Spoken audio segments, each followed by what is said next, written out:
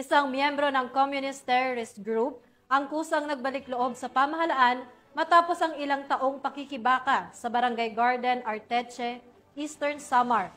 Yan ang tinutukan ni Patrol Woman Maria Elena Singian.